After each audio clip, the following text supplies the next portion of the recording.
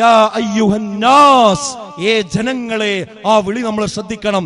മുസ്ലിങ്ങളെ എന്നല്ല, ഹിന്ദുക്കളെ എന്നല്ല, ക്രൈസ്തവരെ എന്നല്ല, ഇന്ത്യക്കാരെ എന്നല്ല, ഏതെങ്കിലും അമേരിക്കക്കാരനെ എന്നല്ല, രാജ്യത്തിന്റെയോ വർണ്ണത്തിന്റെയോ അതുപോലെ സമ്പത്തിന്റെയോ ഒരതിർത്തിയുമില്ലാതെ യാ അയ്യുഹന്നാസ്, ജനങ്ങളെ എന്ന് വിളിച്ചുകൊണ്ട് എല്ലാവരോടുമായി പറയുകയാണ്, നിങ്ങൾ ആരാധിക്കണം, പ്രാർത്ഥിക്കണം, റബ്ബക്കും, നിങ്ങളുടെ റബ്ബിനെ.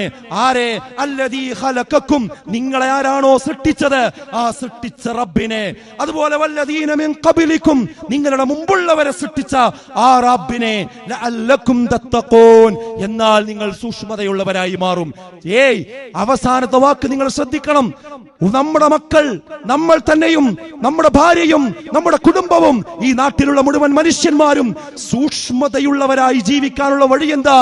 അവനവനെ സൃഷ്ടിച്ചിരിക്കുന്ന ആ സൃഷ്ടാവിനോട് മാത്രം ആരാധനകൾ അർപ്പിക്കുക എന്നതാണ്.